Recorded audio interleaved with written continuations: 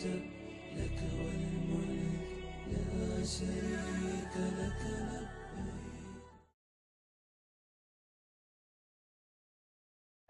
যদি বলে মোহাম্মদ তাহলে খুলে দিও, মোহাম্মদ ছাড়া কারোর জন্য এই ঘর খোলা হবে না। তিনি কত বড় পাওয়ারফুল মানুষ, এরপরেও তিনি দুধের বাচ্চাগুলিকে বলছেন, ও আমার আদরের বাচ্চা, তোমরা যদি আমাকে একটু অনুমতি দিতে তাহলে গিলাসটা আমি বাম দিকে দিতাম। অনুমতি চাচ্ছেন কেন? নিজের পাওয়ারে দিয়ে দিবেন। তিনি নিজেই জিম্মি। আমি বুঝাতে পারছি না, আমি মনে হয় বুঝাতে পারলাম না। মোহাম্মদ সাল্লাল্লাহু আলাইহি সাল্লাম তার ধর্মের কাছে নিজেই জিম্মি। তাহলে বলেন আপনার পীর সাহেবদের ধর্ম চলে কি করে? ধর্ম একজন মানুষের কথা দিয়ে চলে পৃথিবীতে, যার নাম মোহাম্মদ সাল্লাল্লাহু আলাইহি সাল্লাম। পৃথিবীর কোন মানুষের কথা চলে না। এক গ্লাস পানি পান করতে কয়টা বিধান লাগে? 5টা বিধান লাগে। সম্মানিত উপস্থিতি, আব্দুল্লাহ ইবনে যায়েদ রাদিয়াল্লাহু তাআলা আনহু বলেন, রাসূল সাল্লাল্লাহু আলাইহি সাল্লাম বলেছেন, ইন্না মিম্মা তাখাওয়াফা উম্মতি আয-যিনা ওয়া শাহওয়াতুল খাফিয়া। আমার জীবনে আমার উম্মতের উপরে যেটা বড় ভয়, আমার জীবনে বড় ভয় জেনা বলে, আমার উম্মত জেনায় লিপ্ত হবে, এইটা আমার ভয়। 2 ওয়া শাহওয়াতুল খাফিয়া, আমার উম্মত গোপন পাপে লিপ্ত হবে, এইটা আমার ভয়।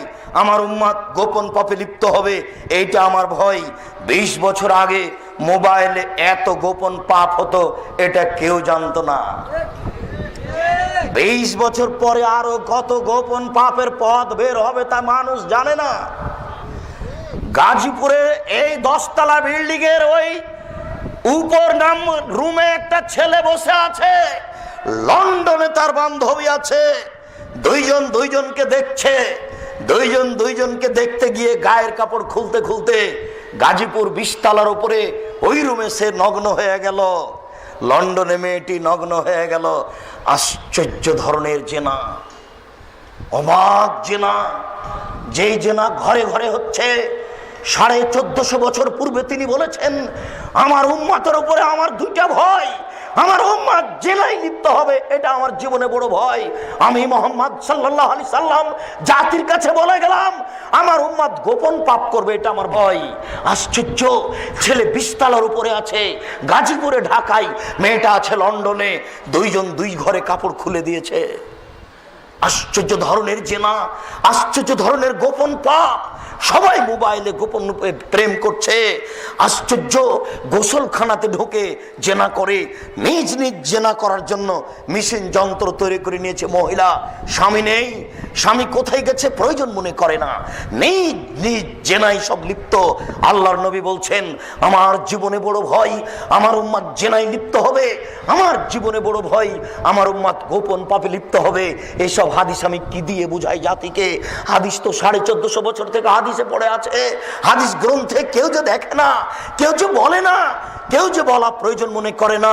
যদি একটু বলতো তাহলে হয়তোবা জনগণ একটু ভয় পেত। কে একটু বলার চেষ্টা করে না। আবু হুরায়রা রাদিয়াল্লাহু তাআলা আনহু বলেন, রাসূল সাল্লাল্লাহু আলাইহি সাল্লাম বলেছেন, তুফতাবু সময়ে নিসফাল লাইলে, যখন রাত অর্ধেক হয় তখন আকাশের সব দরজা খুলে দেওয়া হয়। যখন রাত অর্ধেক হয় তখন আকাশের সব দরজা খুলে দেওয়া হয়। আল্লাহর নবী বলছেন, মামিন সাইলিন ফাইস্তাজাবু লাহু, যে যা চাই আল্লাহ তাকে তাই দিয়ে দেন। মায়াদুনি, যে ব্যক্তি প্রার্থনা করে ফাইস্তাজাবু লাহু, তার দোয়া কবুল হয়ে যায়। মা মিন ফিকারবিন ইফারজান হো, কেউ যদি বিপদে পড়ে, বিপদ থেকে বাঁচতে চায়, আল্লাহ তাকে বাঁচিয়ে দেন। ইল্লাল বাগিন বেফারজেহা, তবে তার যার জেনার সম্পর্ক আছে সে যতই আল্লাহকে বলুক তার কথা কবুল হয় না। আবার শুনুন সম্মানিত উপস্থিতি, আবু হুরায়রা রাদিয়াল্লাহু তাআলা আনহু বলেন, আল্লাহর নবী বলেছেন, ইন্নাল্লাহা ইয়াদনু মিন খালকিহি ইয়াগফিরু মান ইস্তাগফির, নিশ্চয় আল্লাহ মানুষের নিকটে থাকেন যে ক্ষমা চায় তাকে ক্ষমা করে দেন। নিশ্চয় আল্লাহ মানুষের নিকটে থাকেন যে ক্ষমা চায় তাকে ক্ষমা করে দেন। নিশ্চয় আল্লাহ মানুষের নিকটে থাকেন যে ক্ষমা চায় তাকে ক্ষমা করে দেন। ইল্লাল বাগিন বেফারজেহা, তবে যার জেনার সম্পর্ক আছে আল্লাহ তার কথা শোনেন না। যতদিন পর্যন্ত তোমার মোবাইলে প্রেমের গল্প চলবে ততদিন পর্যন্ত তোমার দোয়া সপ্তম আকাশের উপরে কবুল হবে না। তুমি দাখিল ম্যাট্রিক পরীক্ষা দিয়ে এসেছো, ইন্টার পরীক্ষা দিয়ে এসেছো, তুমি রাতের অন্ধকারে অঝোর নয়নে যদি কাঁদো, তোমার দোয়া কবুল হবে না। তোমার মা বোরখা পরে থাকে, তাহাজ্জুদ পড়ে যদি অঝোর নয়নে কাঁদে, তোমার মায়ের দোয়া কবুল হবে না। যেহেতু তোমার মা মোবাইলে প্রেমের গল্প করে, আমি তোমাকে কি দিয়ে বুঝাই? রাসূল সাল্লাল্লাহু আলাইহি ওয়াসাল্লাম এভাবে বলেছেন। সম্মানিত উপস্থিতি, উমামা বাহিলী রাদিয়াল্লাহু তাআলা আনহু বলেন, আল্লাহর নবী বললেন, ইন্নী কুনতু নাইমান, আমি একদা রাত্রে ঘুমিয়েছিলাম, ফাতায়ানি রাজুলানে, দুইজন মানুষ আমার পাশে আসলো, ফাঁকা যাবে জাবাইয়া, তারা আমার ডান বাহু আর বাম বাহু ধরলো। এক খেয়ালে আমার দিকে চেয়ে থাকেন, যে যেখানে আছেন দোকানপাট বন্ধ করে, চলাচল বন্ধ করে, ক্রয় বিক্রয় বন্ধ করে এক পায়ে দাঁড়িয়ে হলে দেখতে পান আর না পান, কান লাগিয়ে থাকেন। ইচ্ছা করলে সময় বের করা যাবে না। বক্তব্য শেষ হয়ে গেলে ইচ্ছা করলে আপনাকে আমি সময় দিতে পারবো না। সম্মানিত দিনী ভাই, আপনি একটু দয়া করে অপেক্ষা করুন, আপনার কিছু না কিছু উপকার করবো ইনশাআল্লাহ। বলছিলাম, সম্মানিত দিনী ভাই, রাসূল সাল্লাল্লাহু আলাইহি ওয়াসাল্লাম বললেন, আমি ঘুমিয়েছিলাম, হঠাৎ দুইজন আসলো, একজন আমার ডান হাত ধরলো, একজন আমার বাম হাত ধরলো, ধরে আমাকে নিয়ে চলে যাচ্ছে। ফাইজানা বেকমিন, হঠাৎ দেখি অনেক মানুষ আসাধ্য শাইনিনতে ফাখান, ফুলে ফেপে 20 হাত, 30 হাত, 40 হাত, 100 হাত উঁচু উঁচু হয়ে আছে। অন্তানাহ রিহান, দুর্গন্ধে টিকা যায় না। কান্না রিহাউমুল মারাইজ, মনে হচ্ছে যেন তারা গণশৌচাগার, মনে হচ্ছে যেন তারা গণ টয়লেট, মনে হচ্ছে যেন তারা গ্রামের টয়লেট। গন্ধে টিকা যায় না, বিশাল বিশাল হয়ে উঁচু উঁচু হয়ে আছে। 30 হাত, 40 হাত, 50 হাত, 100 হাত উঁচু উঁচু হয়ে লাশ পড়ে আছে, গন্ধে টিকা যায় না। ছি ছি ছি ছি ছি। আমি বললাম, জিবরাইল মান হাউলায়ে, এরা কারা? একই কথা। জিবরাইল, এরা কারা? একই কথা। জিবরাইল, এরা কারা? একই কথা। জিবরাইল বললেন, আহমদ জোনাতা জাওয়ানি, এরা হলো ব্যভিচার ব্যভিচারনী। বলো যুবক, এরা কারা? এরা হলো ব্যভিচার ব্যভিচারনী। যারা জেনায় লিপ্ত হয় তারা এভাবে ফুলে ফেঁপে পড়ে থাকবে, গন্ধে মানুষ টিকতে পারবে না। যুবক শোনো, লম্বা হাদিস, 1 ঘন্টা লেগে যাবে অনুবাদ করতে। আজকে মোহাম্মদুল আলামিন মসজিদে সুদের বক্তব্য ছিল, ওখানে লম্বা হাদিসটা অনুবাদ হয়েছে। আজকে 11টার সময় যারা নেটে দিবে, তোমাদের বলছি ওটা টান দিয়ে দেখে নাও। সুদ বিস্তারিত বিবরণ দেওয়া আছে, সুদ কি জিনিস। লম্বা হাদিস থেকে তোমাকে একটা অংশ আমি অনুবাদ করে শোনাই। সম্মানিত মুরব্বিয়ানে কেরাম, আল্লাহর নবী বললেন, আমি গত রাত্রে স্বপ্নে দেখলাম দুইজন মানুষ আমার পাশে আসলো, মানে জিবরাইল আমার ডান হাত ধরলেন, মেকাইল আমার বাম হাত ধরলেন, ধরে আমাকে বাইতুল মুকাদ্দাসের দিকে টেনে নিয়ে যাচ্ছেন। যেতে যেতে ফাতাইন আল্লাহ নাকবিল মিসলি তান্নুরে, চলে আসলাম একটা গর্তের পাশে। গর্তটা চুলার মতো। চুলা কেমন হবে? এই যে গাজীপুরে যেটা তান্দুরি রুটি করে, বুঝাতে পারলাম না, একটা মোটা রুটি আছে না, যেটা গায়ে লাগিয়ে দেওয়া হয়, এরকম চুলা আমি দেখলাম। এই চুলার ভিতরে আগুন আছে, আগুন উপরে চলে যাচ্ছে। আগুন যখন উপরে চলে যাচ্ছে, তখন মনে হচ্ছে ওর ভিতরে যা আছে কাদা এখরজু মিনহা, বের হয়ে বাইরে পড়ে যাবে। ফাইজা খামেদাত রাজাউ ফিহা, যখন আগুনটা একটু কমছে, সবকিছু ভিতরে চলে যাচ্ছে। ফাইদা ফিহা রেজালুন অনেসাউন ওরাতুন, তাতে দেখি পুরুষ নারী উলঙ্গ অবস্থায় জমা ধরে আছে, আগুনের ভিতরে জ্বলছে। পুরুষ নারী উলঙ্গ হয়ে আছে, জমা ধরে আছে। আগুন যখন ধাঁধা ধাঁধা করে জোরে উপরে উঠছে, পুরুষ নারী আগুনের ভিতরে ধাঁধা করে উপরে চলে যাচ্ছে। আবার যখন আগুনটা কম হচ্ছে, তখন আবার নিচের দিকে চলে যাচ্ছে। দৃশ্য দেখে আমি বললাম, জিবরাইল মান হাউলায়ে, এরা কারা? একই কথা। পুরুষ নারী উলঙ্গ অবস্থায় জমা ধরে আছে, আগুনের মধ্যে ধাঁধা করে জ্বলছে। ছি ছি ছি ছি, এরা কারা জিবরাইল? এরা কে? তখন জিবরাইল বললেন, আহমদ জোনাত, তারা হচ্ছে ব্যভিচার ব্যভিচারনী। যুবক, আমি তোমাকে কি দিয়ে বুঝাই যে না কত বড় মহাপাপ, তার বাস্তবতা কত কঠিন, তার পরকাল কত কঠিন, তার কিয়ামতের মাঠ কত কঠিন। আল্লাহ নবী বলছেন, যেসব মহিলারা জেনায় লিপ্ত হয় তাদের লজ্জা স্থানের গন্ধে জাহান্নামীরা জাহান্নামে টিকতে পারবে না। যেসব মহিলারা জেনায় লিপ্ত হয় তাদের লজ্জা স্থানের গন্ধে জাহান্নামীরা জাহান্নামে টিকতে পারবে না। আমি কি দিয়ে বুঝাই জেনা কত খারাপ জিনিস। যারা জেনায় লিপ্ত হবে তাদের শরীর হাত কত গন্ধ করবে, আর একজন জাহান্নামে টিকতে পারবে না। সম্মানিত উপস্থিতি, আবু হুরায়রা রাদিয়াল্লাহু তাআলা আনহু বলেন, রাসূল সাল্লাল্লাহু আলাইহি সাল্লাম বলেছেন, আল বিক্রু বিল বিক্রি জিলদুমি ও তাগরিবু সানা। অবিবাহিত ছেলে মেয়ে যদি জেনা করে তাহলে তাকে 100 লাঠি পিটিয়ে এলাকা থেকে 1 বছরের জন্য তাড়িয়ে দিতে হবে। তিনি বলেন, আস-সাইবু বিস-সাইবার রাজম।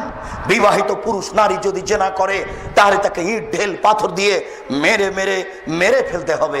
আয়েশা রাদিয়াল্লাহু তাআলা আনহা বলেন, রাসূল সাল্লাল্লাহু আলাইহি সাল্লাম বলেছেন, মান কালা লা ইলাহা ইল্লাল্লাহ ওয়া আন্না মুহাম্মাদুর রাসূলুল্লাহ, যে ব্যক্তি বলবে লা ইলাহা ইল্লাল্লাহ ওয়া আন্না মুহাম্মাদুর রাসূলুল্লাহ, তাকে হত্যা করা যাবে না, তাকে মেরে ফেলা যাবে না। ইল্লা বিহিদা সালাসা, তবে 3টা পাপের কারণে মানুষকে হত্যা করা যায়। তবে 3টা পাপের কারণে মানুষকে হত্যা করা যায়। 3টা পাপের কারণে মানুষকে হত্যা করা যায়। এক, আর তারিকুল লিদিনিহি, ধর্মত্যাগী। কেউ যদি বলে আমি কোরআন মানি না, তাহলে সরকারের পক্ষ থেকে তাকে ফাঁসি দিতে হবে। কেউ যদি বলে গাভীর দুধ হারাম, সরকারের পক্ষ থেকে তাকে ফাঁসি দিতে হবে। কেউ যদি বলে মদ হালাল, তাহলে সরকারের পক্ষ থেকে ফাঁসি দিতে হবে। সম্মানিত উপস্থিতি, বলছিলাম এই লোকটার গলায় ফাঁস দেওয়া হয়েছে, ফাঁস টান টান।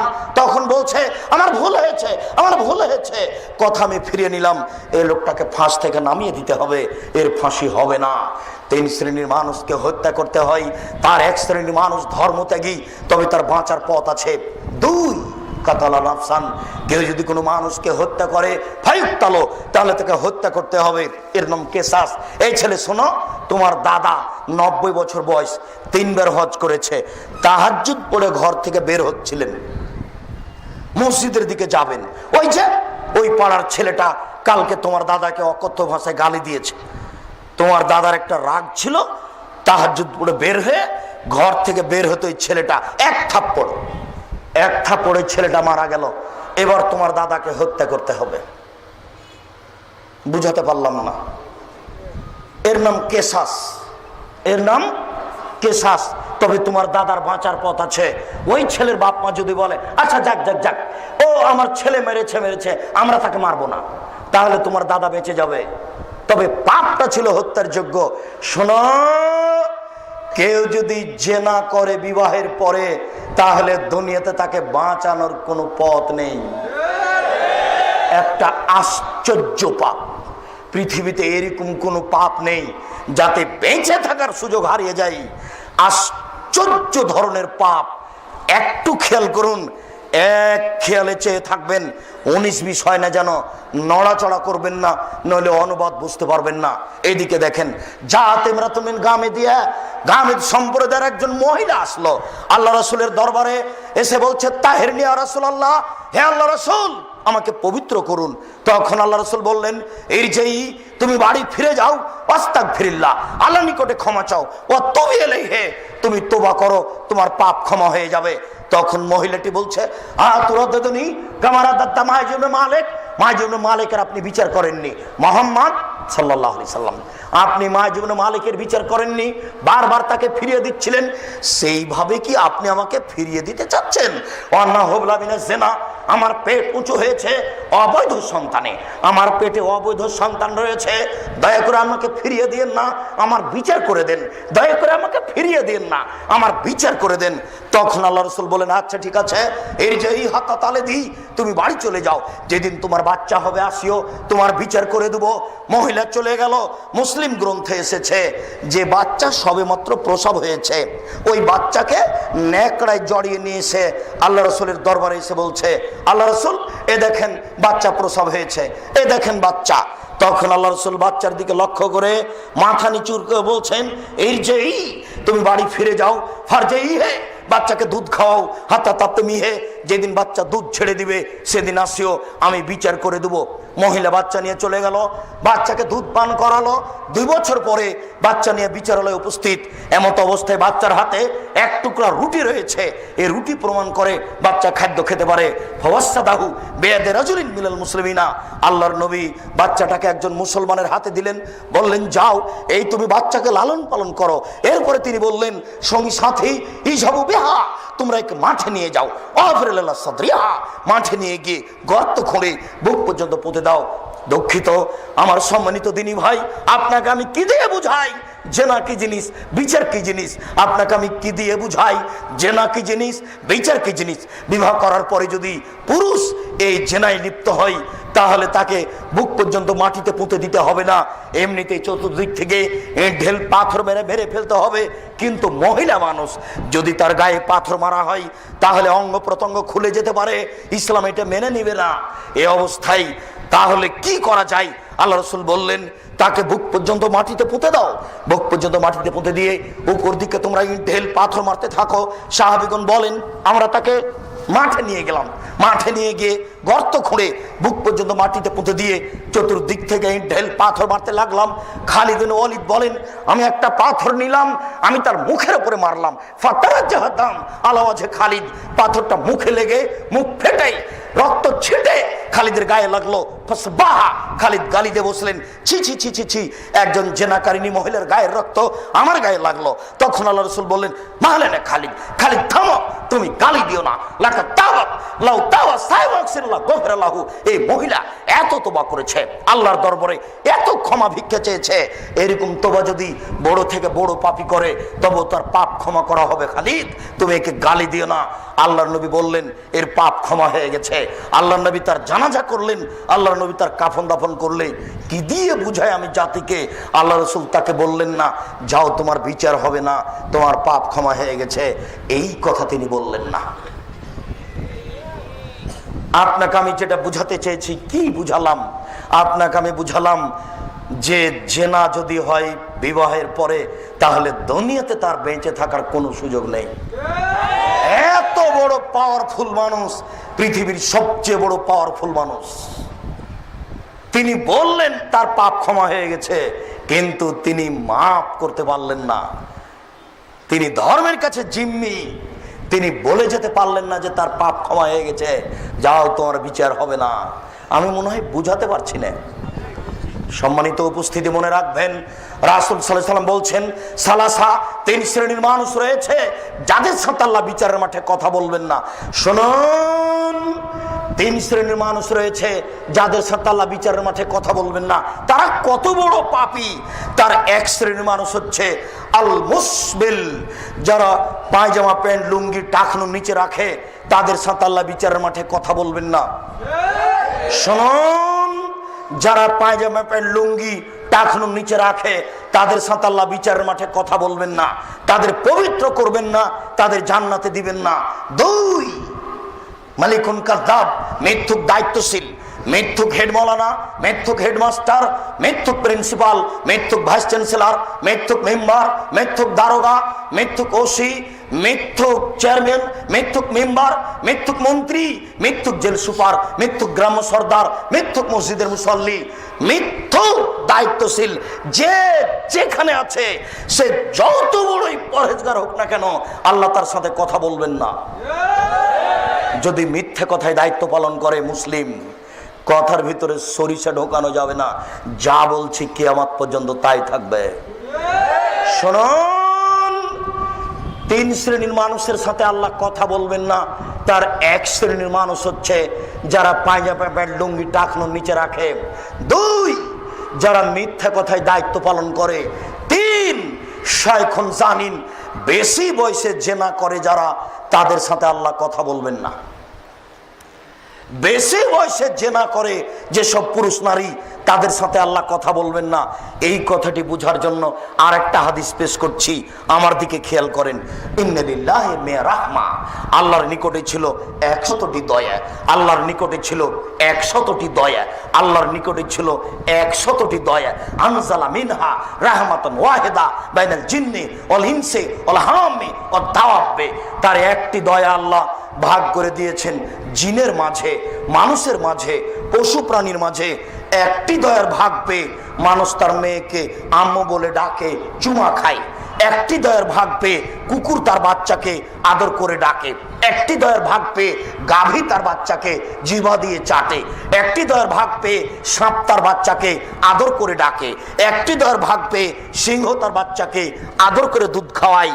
আর 99টি দয়া আল্লাহ নিজের কাছে রেখেছেন। ইয়ারহামু বিআলা ইবাদিহি, এই দয়াগুলি দিয়ে আল্লাহ বিচারের মাঠে মানুষকে ক্ষমা করবেন। কি দিয়ে বোঝায় আপনাকে আমি বিচারের মাঠে আল্লাহ কত দয়াশীল হবেন? এরপরেও 3 শ্রেণীর মানুষের সাথে আল্লাহ কথা বলবেন না, তারা কত বড় পাপী। আমি মনে হয় পূর্ণ বুঝাতে পারলাম না। আল্লাহর কাছে কতটি দয়া ছিল? 100। তার একটা দয়া আল্লাহ প্রাণীকে দিয়েছেন। প্রাণী বুঝা যায় না মনে হয়, প্রাণীর মধ্যে দিয়ে দিয়েছেন। এই একটি দয়ার ভাগ পেয়ে গাভীটা তার বাচ্চাকে এইভাবে চাটে খাচ্ছে, এইভাবে জিহ্বা দিয়ে চাটছে। আর একটি দয়ার ভাগ পেয়ে আপনার মেয়েকে আপনি এইভাবে চুমা খাচ্ছেন। 99টা দয়া আল্লাহ নিজের কাছে রেখেছেন। এইগুলি দিয়ে বিচার মাঠে আল্লাহ মানুষকে মাফ করবেন। এরপরে আল্লাহ 3 শ্রেণীর মানুষের সাথে কথা বলবেন না, তারা কত বড় পাপী। আমি আপনাকে কি দিয়ে বুঝাই তারা কত বড় পাপী? তার 1 শ্রেণীর মানুষ হচ্ছে যারা পায়জামা প্যান্ট লুঙ্গি টাকনুর নিচে রাখে। এই ছেলে, আমি তোমাকে শতবার বলেছি, জন্ম দিতে পারলেই মা হওয়া যায় না, জন্ম দিতে পারলেই বাপ হওয়া যায় না, প্রসাব করাতে পারলেই মা হওয়া যায় না, বাচ্চাকে দুধ পান করাতে পারলেই মা হওয়া যায় না। পাগলিও বাচ্চাকে প্রসাব করাতে পারে, পাগলিও বাচ্চাকে দুধ খাওয়াতে পারে। শোনো, এই যে তোমার ছোট ভাইটা প্যান্টটা পরে আছে টাকনুর নিচে, তোমার মা বলে না আব্বু ছি ছি ছি আব্বু আব্বু করেছো কি? আসো আসো আসো আসো, প্যান্টটা খুলো আব্বু, প্যান্টটা খুলো, আমি কেটে দিই, করেছো কি তুমি? আরে প্যান্টটা টাকনুর নিচে আব্বু। 3 শ্রেণীর মানুষের সাথে আব্বু বিচারের মাঠে আল্লাহ কথা বলবেন না। তার 1 শ্রেণীর মানুষ হচ্ছে যারা পায়জামা প্যান্ট লুঙ্গি টাকনুর নিচে রাখে, আব্বু খুলো খুলো খুলো, কেটে দিই। এই কথা তোমার মা বলতে পারে, পাগলি বলতে পারে না। যদি তোমার মা না বলে তাহলে তোমার মা পাগলির চেয়ে খারাপ কিনা বলো? তোমার মাকে যদি আমি অশিক্ষিতা প্রমাণ করতে না পারি, জাতির সামনে বক্তব্য দেব না। তোমার মা এই কলেজের প্রধান শিক্ষিকা, প্রিন্সিপাল। তোমার মা হাই স্কুলের হেডমাস্টার হতে পারে, 14 বার মাস্টার ডিগ্রি পাস করলেও তোমার মা জানে না বাচ্চাকে কিভাবে লালন পালন করতে হয়। এমনিতেই পশু প্রাণীর মতো বাচ্চাকে খাওয়িয়ে নিয়ে বাচ্চাকে কোলে তুলে রিক্সায় নিয়ে চলে গেছে স্কুল। দেখো না, রাত দিন তোমার মা যাচ্ছে, ও জানে বাচ্চাকে কিভাবে লালন পালন করতে হয়, বাচ্চাকে কিভাবে দুধ খাওয়াতে হয়, সেটাই জানে না। বলছিলাম সম্মানিত উপস্থিতি, যুবক, বৈঠকের যুবতী, আমি আপনাদের বলছি নিরাশা হবেন না। আব্দুর রাজাক সাহেব যেভাবে বললেন বাঁচার পথ কি সেইটা বলেন। আজকে যা বললেন তাতে তো বাঁচার পথ দেখি না, বাঁচার পথ কি সেইটা বলেন একটু। জি, দয়া করে আপনি অপেক্ষা করুন, আপনাকে আমি বাঁচার পথ বলছি। মনে রাখবেন, বড় পাপ 2 ভাগে বিভক্ত, একগুলি আল্লাহর সাথে জড়িত, একগুলি মানুষের সাথে জড়িত। মনে রাখবেন, বড় পাপ 2 ভাগে বিভক্ত, একগুলি আল্লাহর সাথে জড়িত, একগুলি মানুষের সাথে জড়িত। এই ছেলে, তোমার বাপ কোটি কোটি টাকা সুদ খেয়েছে। ঢাকা শহরে কয়েকটা বাড়ি, কোটি কোটি টাকা ব্যাংকে জমা আছে সুদের। আল্লাহর নবী বলেছেন, কেউ যদি জেনে শুনে 1 টাকা সুদ খায়, 36 বার জেনা করে যত পাপ হবে, 1 টাকা সুদ খেলে তার চেয়ে বেশি পাপ হবে। আল্লাহর নবী বলেছেন, সুদের পাপের 70টি ভাগ রয়েছে। ছোট ভাগ হলো মার সাথে জেনা করলে যেমন পাপ হয়। শোনো, আজকে যদি তোমার বাপ রাতে হাত তুলে আল্লাহকে বলে, আল্লাহ আমার ভুল হয়েছে, তুমি আমাকে মাফ করো, আমি সুদের লেনদেন বন্ধ করলাম, আর কোনোদিন সুদ খাবো না, এই কথাটা বলেই যদি তোমার বাপ মারা যায়, ইনশাল্লাহ জান্নাত হবে, হবে ইনশাল্লাহ। কেন? এই পাপ কার সাথে জড়িত? আল্লাহর সাথে জড়িত। এবার তোমাকে বলি, ওই যে গাজীপুর ওই মোড়ে একটা রিক্সায় উঠেছ, এখানে নেমে বলছো কত টাকা ভাড়া? বললো 100 টাকা। 2 থাপ্পড় বেটা, দলীয় দাপট দেখো, 2 থাপ্পড় বেটা, 20 টাকা ভাড়া, 100 টাকা চাও। দিয়ে 20টা টাকা দিয়ে 2টা থাপ্পড় দিয়ে বিদায় করে দিল। এখন ক্ষমা নাও দেখি, কিয়ামত পর্যন্ত কাঁদো, কিয়ামত পর্যন্ত, মরা পর্যন্ত যদি কেঁদে এই পাপ ক্ষমা হয়ে যায়, ইসলাম ধর্ম মিথ্যে। নাউজুবিল্লাহ, ইসলাম ধর্ম মিথ্যে নয়। শোনো, এই পাপ যদি ক্ষমা হয়ে যায় আল্লাহ হবেন অত্যাচারী। এই পাপ যদি ক্ষমা হয়ে যায় আল্লাহ হবেন অত্যাচারী। আল্লাহ বলেছেন আমার উপরে আমি আল্লাহ অত্যাচার হারাম করেছি, আমি অত্যাচার করব না। আব্দুর রাজ্জাক সাহেব, তাহলে ক্ষমা হবে কিভাবে? রিক্সাওয়ালাকে খুঁজে বের করতে হবে, হাত ধরে বলতে হবে, ও রিক্সাওয়ালা, আমি বুঝতে পারিনি গো, তোমাকে এক থাপ্পড় মারা আমার ভুল হয়েছে, তুমি আমাকে মাফ করো। এই কথা বলা ছাড়া ইহকালে পরকালে কোথাও আর ক্ষমা নেই। আশ্চর্য পাপ, মানুষের সাথে জড়িত পাপ। তুমি তো আর বুঝতে পারছো না চেয়ারম্যান, মেম্বার, এমপি, মন্ত্রী কত বিপদে আছে। তারা যদি বিপদ বুঝতে পারতেন তাহলে জনগণের সামনে হাত জোড় করে বলতেন, জনগণ আমার ভুল হয়েছে, জনগণ আমার ভুল হয়েছে। আমার গাজীপুর বাজারে আমার বাপের 1 শতক জমি আছে, ওখানে আমি একটা দোকান করে বাকি জীবন খাবো, আমি দায়িত্ব পালন করবো না, আমি চলে গেলাম। উনি বুঝতে পারছেন এটা কত কঠিন। কি করে? একটু। কি করে? একটু। কিভাবে? একটু। 1 বস্তা গম ছিল জনগণের, আর 1 বস্তা গম ছিল তার বাপের। তো ওখান থেকে কিছু গম এদিকে চলে এসেছে। না না না, কিছু নয়, 100 না, 100 নয়, একটা গম 10-এর এদিকে চলে এসেছে। চেয়ারম্যান সাহেব দেখলেন যে 10-এর গমের মধ্যে থেকে একটা গম আমার ভিতরে চলে আসলো। চেয়ারম্যান সাহেব গমটা ওইদিকে করলেন না, এবার তিনি হজ করতে চলে গেলেন। হজ করতে গিয়ে কাবা ঘরের গিলাপ ধরে কাঁদছেন, আল্লাহ আমার ভুল হয়েছে, মাফ করো, আল্লাহ কিছু গম আত্মসাৎ হয়েছে, তুমি মাফ করো। এইভাবে কাঁদতে যদি থাকেন, এক পর্যায়ে আল্লাহ বলবেন, ও চেয়ারম্যান সাহেব, আরে যে না ছিল আমার ব্যাপার, যত বড় পাপ হোক না কেন। ও চেয়ারম্যান সাহেব, সুদ ছিল আমার ব্যাপার, যত বড় পাপ হোক না কেন। গম যে আমার নয় গো, গম যে জনগণের, আমার কাছে ক্ষমা হবে না, জনগণের কাছে ফিরে যাও। বুখারী, মুসলিম, আল্লাহ রাসূল বলেছেন, যে দায়িত্বশীল যত বড় গাদ্দার, ধোঁকাবাজ, প্রতারক, তার পিছনে পতাকা হবে তত বড়। হেডমাস্টারকে গিয়ে ছেলেটা বলছে, স্যার আমার ভর্তির জন্য 3000 টাকা রাখেন। তো 3000 টাকার 2000 টাকা রেখে 1000 টাকা পকেটে করে নিয়ে মাছ কিনে বাড়ি চলে গেল। ও হেডমাস্টার সাহেব, বুঝতে পেরেছেন এটা কত বড় জটিল, বাকি জীবন আর ক্ষমা হবে না। আমি বুঝাতে পারছি না মনে হয়, বাকি জীবন আর ক্ষমা হবে না। এটার পথ কি এটা একটু বলবো, কিন্তু পাপ এত জটিল, আপনাকে আমি কি দিয়ে বুঝাই। এইটা আপনার বাপের জমি, 62-72 জমি জরিপ আছে, নিখুঁত জমি, ওখানে আপনি আলু চাষ করেছেন। আলু চাষ করে এই গাজীপুর বাজারে বড় আলুগুলি মুখের উপরে রেখে মাত্র 5 টাকা ঠগে বিক্রি করলেন, এখন ক্ষমা নেন দেখি। কিয়ামত পর্যন্ত কাঁদলে ক্ষমা হবে না। যত মানুষকে ঠগে আলু বিক্রি করেছেন সবার কাছে টাকা ফেরত দিতে হবে। গরু জবে করেন বিক্রি করেন, গোস্ত গরু জবে করেন বিক্রি করেন, দিনে কোটি টাকা ইনকাম করেন, তাতে আসে যায় না, কিন্তু প্রত্যেক দাঁড়িতে 50 করে গোস্ত কম দিয়েছেন, এবার ক্ষমা নেন দেখি। বুঝাতে পারলাম না যে না, যত বড়ই পাপ হোক না কেন, এখনই যদি আল্লাহকে বলেন, চোখের পানি ফেলে, আল্লাহ আমার ভুল হয়েছে আমাকে মাফ করো, একবার বললেই ক্ষমা হয়ে যাবে ইনশাআল্লাহ। শতবার আপনি কেঁদে বলেন সেটা ভিন্ন কথা, এটা আল্লাহর সাথে জড়িত পাপ ক্ষমা করা সহজ। শুনুন সম্মানিত উপস্থিতি, আমরা আব্দুর রাজ্জাক সাহেবের মুখে শুনেছি অজু করে নামাজ পড়তে হয়, পানি নেই, তায়াম্মুম করে নামাজ পড়তে হবে, মাটি নেই, বিনা অজুতে বিনা তায়াম্মুমে নামাজ পড়তে হবে। কেবলার দিকে মুখ করে নামাজ পড়তে হয়, কেবলা বোঝা যায় না, এমনিতে নামাজ পড়তে হবে। শত্রু তাড়া দিয়েছে, দৌড়িয়ে চলে যাচ্ছি, এই অবস্থাতে নামাজ পড়তে হবে। গাড়িতে দাঁড়িয়ে আছি, ঠেলে ঠেল মানে না, এইভাবে হাত উঁচু করে শিকল ধরে আছি, নামাজের টাইম হয়ে গেছে, এইভাবেই নামাজ পড়তে হবে। দাঁড়িয়ে নামাজ পড়তে হয়, দাঁড়িয়ে থাকা যায় না, বসে থেকে পড়তে হবে। বসে থাকা যায় না, শুয়ে থেকে পড়তে হবে। পরিষ্কার কাপড় পরে সালাত আদায় করতে হয়, পরিষ্কার কাপড় নেই। যেই কাপড়ে পেশাব পায়খানা লেগে আছে এই কাপড় পরেই সালাত আদায় করতে হবে।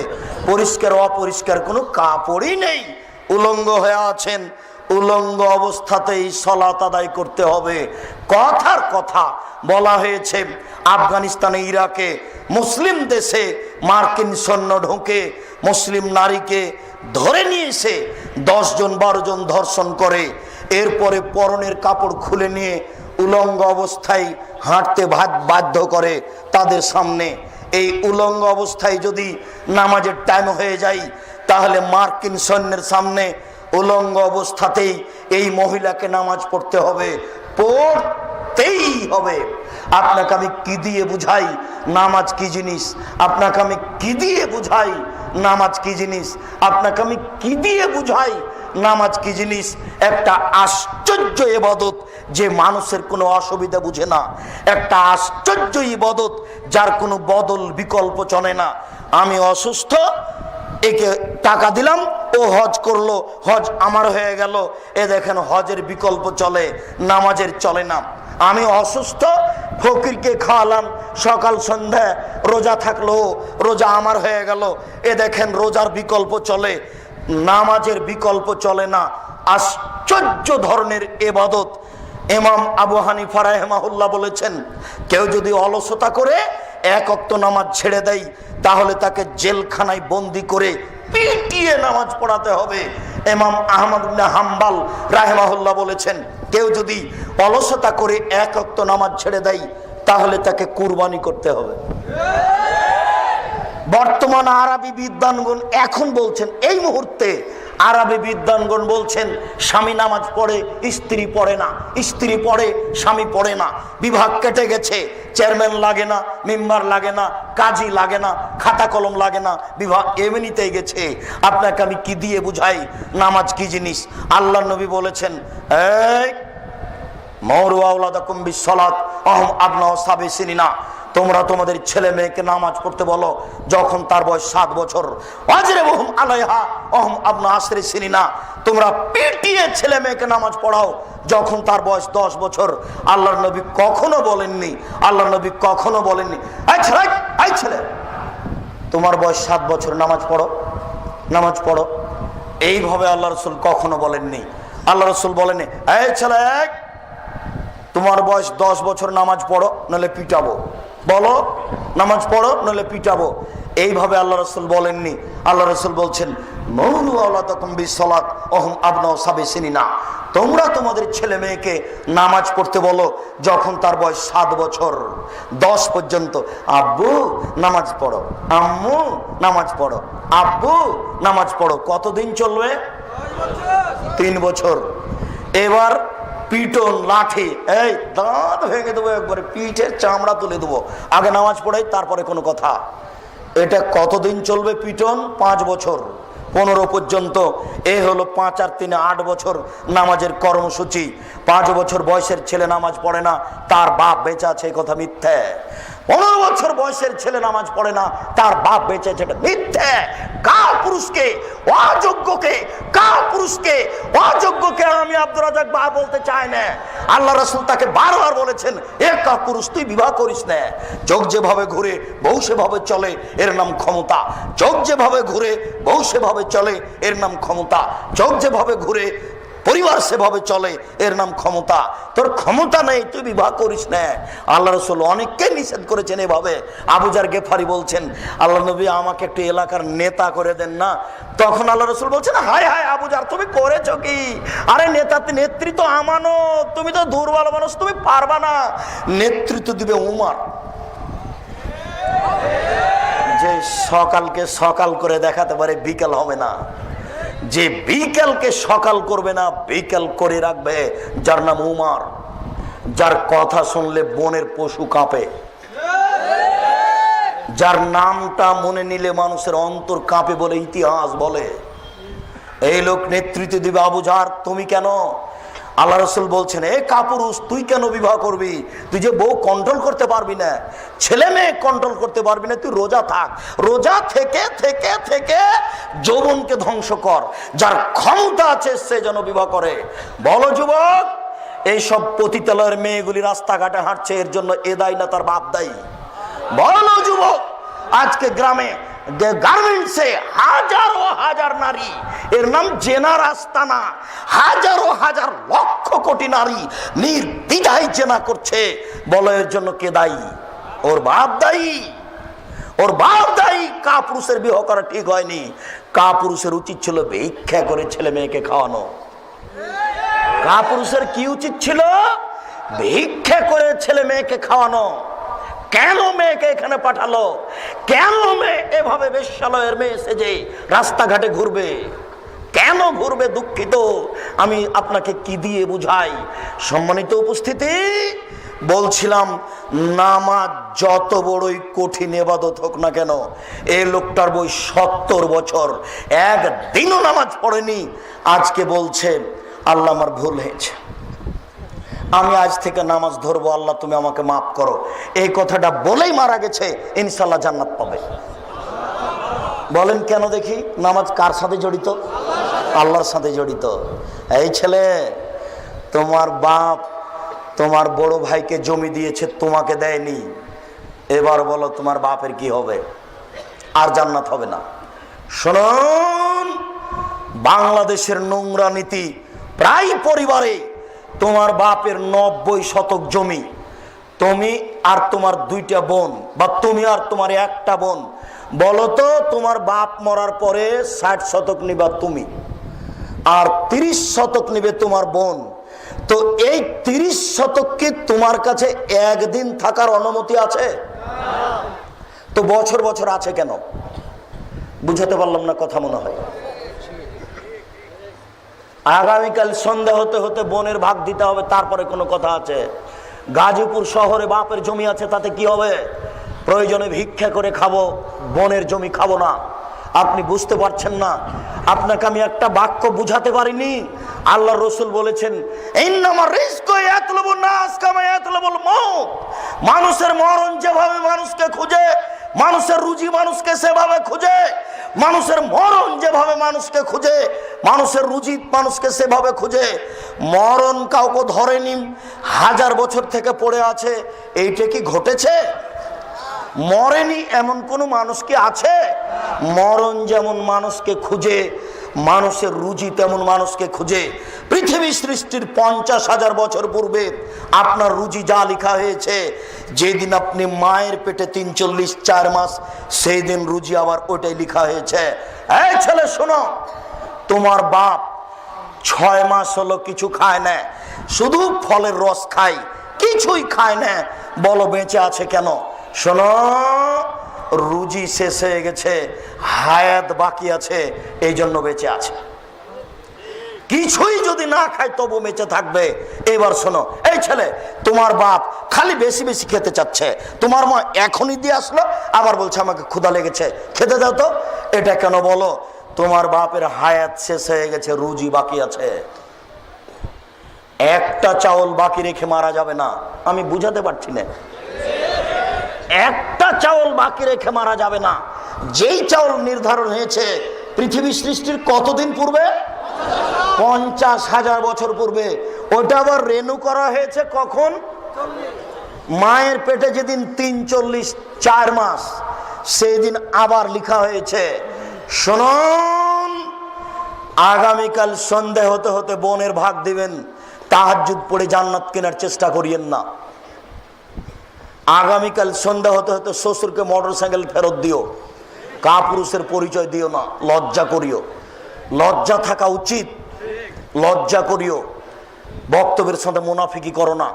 আব্দুর রাজাক সাহেব, বুঝতে পেরেছি মানুষের সাথে জড়িত পাপ সবচেয়ে জটিল, কঠিন। আল্লাহর সাথে জড়িত পাপ খুবই ক্ষমা নেওয়া সহজ। জেনা আল্লাহর সাথে জড়িত পাপ। জি, জেনা আল্লাহর সাথে জড়িত পাপ। নিরাশা হবেন না, আপনাকে আমি কয়েকটি পথ দেখাচ্ছি। এই ছেলে শোনো, আজকে যদি তুমি মোবাইলে গল্প বন্ধ করতে পারো, যত নাম্বার আছে কেটে দিতে পারো। আর যদি বলতে পারো জিন্দেগিতে আমি আর কোনোদিন কোনো মেয়ের সাথে কথা বলবো না, তোমার মায়ের নাম্বার ছাড়া আর কোনো নাম্বার থাকবে না। এখন তুমি যদি পৃথিবীর যে কোনো বিপদে পড়ো, আল্লাহ তোমাকে বাঁচিয়ে দিবে ইনশাআল্লাহ। আব্দুর রাজ্জাক সাহেব এত বড় কথা বললেন, দলিল আছে তো? তা তো অবশ্যই, দলিল ছাড়া আমি কোনো বাক্য ব্যবহার করি না। বলেন দেখি, এদিকে শোনো, তুমিও জানো। তিনজন মানুষ রাস্তায় হাঁটছিল, বুখারী মুসলিম।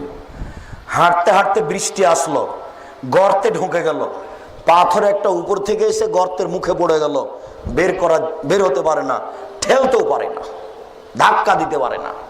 তিনজনের একজন বলল, আল্লাহ আমার বাপ মাকে ভালোবাসতাম, পাথরটা সরিয়ে দেন। আচ্ছা ঠিক আছে, কিছু অংশ দিলাম।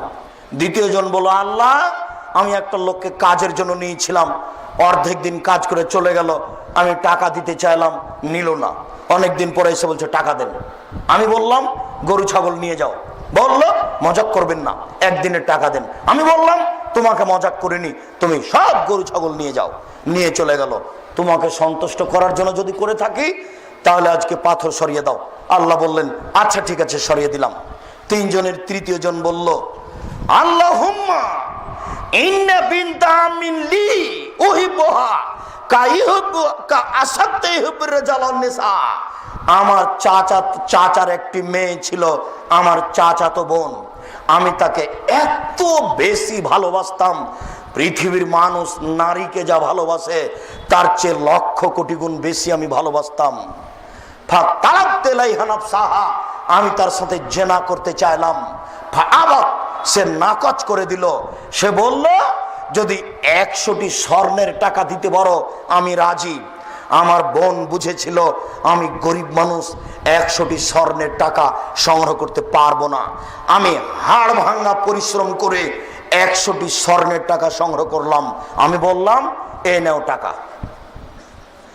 টাকা হাতে নিল, জালাস্ত বাইনা রিজলাইহা, আমি তার দুই পায়ের মাঝে বসলাম, এখন জেনা করব। ও আমাকে বলল, আব্দাল্লাহ, এ আল্লাহর বান্দা, ইত্তাকিল্লাহ, আল্লাহকে ভয় কর, ওয়ালা তাবতাহিল খাতামা, আমাকে ওয়াসতি করিস না বান্দা। এ আল্লাহর বান্দা, আল্লাহকে ভয় কর, আমাকে ওয়াসতি করিস না। আমি একজন অসতী নারী হতে চাই না, তুই আমাকে ওয়াসতি করিস না। ফাকুমতানহা, আমি ওখান থেকে উঠে গেলাম। যদি তোমার ভয়ে করে থাকি তুমি পাথর সরিয়ে দাও। আল্লাহ পাথর সরিয়ে দিলেন। বুখারী মুসলিম। বলো তুমি বিপদ থেকে বেঁচে যাবে ইনশাআল্লাহ। দেখো তুমি মানুষই পারে, পশু প্রাণী পারে না। এই ত্যাগ তিতিক্ষায় কে যেতে পারে? মানুষই পারে। এই ত্যাগ তিতিক্ষায় কে যেতে পারে? মানুষই পারে। দেখবে তুমি ইমান, একটু দেখো, 1 মিনিট দেখবে তুমি ইমান, একটু দেখো, 1 মিনিট দেখো। তোমার মাকেও বলছি, তোমার বোনকেও বলছি, দেখো ইমান কাকে বলে। দেখো জেনা থেকে নিজেকে বাঁচানোর পথ দেখো। ইব্রাহিম আলাইহিস সালাম বললেন, সারা স্বৈরাচারী শাসক তোমাকে ডেকে পাঠিয়েছে, আমি রক্ষা করতে পারলাম না, তুমি স্বৈরাচারী শাসকের কাছে যাও। সারা নির্জনে স্বৈরাচারী শাসকের ঘরে ঢুকলেন। শাসক বসেছিল, ঢুকতে দাঁড়িয়েছে, গায়ে হাত লাগাবে তাই হাতটা বাড়িয়েছে। সারা বললেন, থামো, আগে ওযু হবে, 2 রাকাত সালাত হবে, তারপরে কোনো কথা। সারা ওযু করলেন, 2 রাকাত সালাত আদায় করলেন। 2 রাকাত সালাত আদায় করে বলছেন, আল্লাহুম্মা, হে আল্লাহ, ইন কুনতা আমানতু বিকা ওয়া বিরাসূলিকা, আমি সারা যদি তোমাকে বিশ্বাস করে থাকি, আমি সারা যদি তোমার নবী ইব্রাহিমকে নবী বলে বিশ্বাস করে থাকি, আমি বলি না ইব্রাহিম আমার স্বামী, আমি বলছি ইব্রাহিম নবী। ওয়াহাসান্ত ফারজিল্লাহ জাওজি, আমার লজ্জা স্থানকে জিন্দেগিতে আমার স্বামী ছাড়া কাউকে ব্যবহার করতে দিনি। এই 3টা কথা যদি ঠিক হয়ে থাকে, 1 আমি তোমাকে বিশ্বাস করি, 2 আমি তোমার নবী ইব্রাহিমকে বিশ্বাস করি, 3 জিন্দেগিতে আমি কোনোদিন জেনায় লিপ্ত হইনি, আমার লজ্জা স্থান কাউকে আমি ব্যবহার করতে দিনি। এই কথা 3টা যদি ঠিক হয়ে থাকে, ফালা তুসাল্লি তালাল কাফেরা, এই স্বৈরাচারী শাসককে আমার উপরে জয় করবে না, ও যেন আমার গায়ে হাত লাগাতে না পারে। কথা শেষই হয়নি, ফাগুত্তা অজ্ঞান হয়ে উল্টে পড়ে গেছে। কথা শেষই হয়নি। আমি তোমাকে কি দিয়ে বুঝাই ঈমান কি জিনিস? বুখারী মুসলিম, আমি তোমাকে কি দিয়ে বুঝাই ঈমান কি জিনিস? তোমার বোনকে একটু বলতে দেখো, বলো দেখি, বলুক দেখি।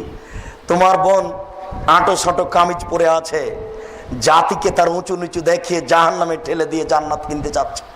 বলো কি বলবে আল্লাহকে? ও কি বলতে পারে?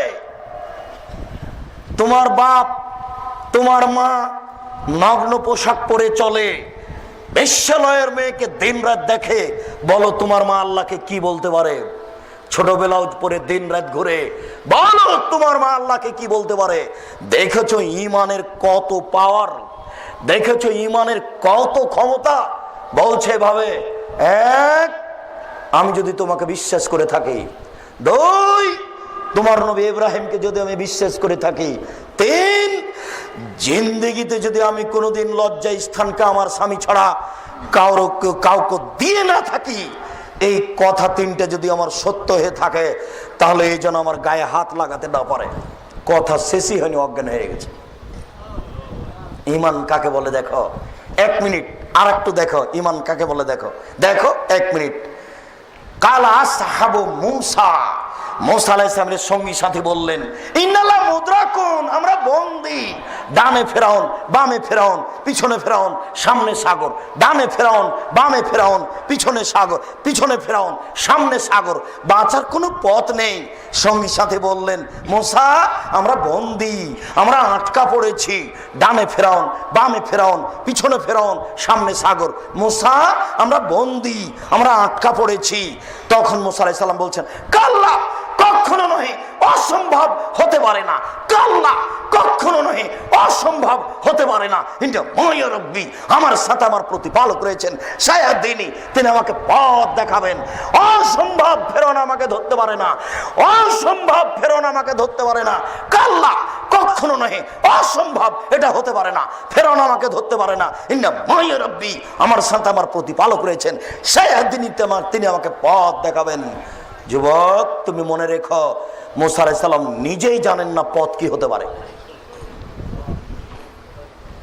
মুসা আলাইহিস সালাম নিজেই জানেন না পথ কি হতে পারে, তবে তার ঈমান বলছে মুসা আমাকে ধরতে পারে না, ফেরাউন আমাকে ধরতে পারে না। আমি বুঝাতে পারলাম না মনে হয়, কোন পথ নেই বাঁচার, তবে তিনি বলছেন ফেরাউন আমাকে ধরতে পারে না, এটা অসম্ভব, এটা হতেই পারে না। আল্লাহ বলছেন লাঠি হাতে একটু সাগরে মারো, মারলেন, পানিটা দুই দিকে সরে গেল। আল্লাহ বলছেন কাত্তাউদিল আজিম, পানি পাহাড়ের মতো দাঁড়িয়ে আছে। যেখানে পানির গভীরতা 1 কিলো, সেখানে পানির পাহাড়ের উঁচুতা 1 কিলো। যেখানে পানির গভীরতা 1000 কিলো, সেখানে পানির পাহাড়ের উঁচুতা 1000 কিলো। যেখানে পানির গভীরতা 5000 কিলো, সেখানে পানির পাহাড়ের উঁচুতা 5000 কিলো। পানি দুই দিকে সরে দাঁড়িয়ে আছে। মুসা আলাইহিস সালাম তার লোকজন নিয়ে হেঁটে চলে গেলেন। এর নাম ঈমান।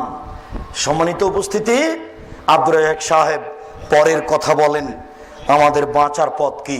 আপনি বললেন যে কোনো বিপদ থেকে বেঁচে যাব, ঠিক আছে বুঝলাম, বিচারের মাঠে কি হবে? যুবক শোনো, তুমি যদি আজকে জেনার পথ বন্ধ করতে পারো, শুধু কি হবে মানে, এদিকে দেখো, কি হবে মানে, বিচারের মাঠে তুমি বিশেষ ছায়াতলে থাকবে। 7 শ্রেণীর মানুষ বিচারের মাঠে বিশেষ ছায়াতলে থাকবে, তার মধ্যে তুমি একজন। 7 শ্রেণীর মানুষ বিচারের মাঠে বিশেষ ছায়াতলে থাকবে। তার 1 শ্রেণীর মানুষ হচ্ছে ন্যায়পরায়ণ বাদশা।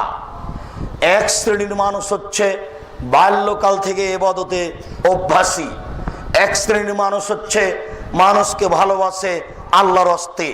1 শ্রেণীর মানুষ হচ্ছে নির্জনে কাঁদে, 2 চোখের পানি ঝরে। 1 শ্রেণীর মানুষ হচ্ছে গোপনে দান করে।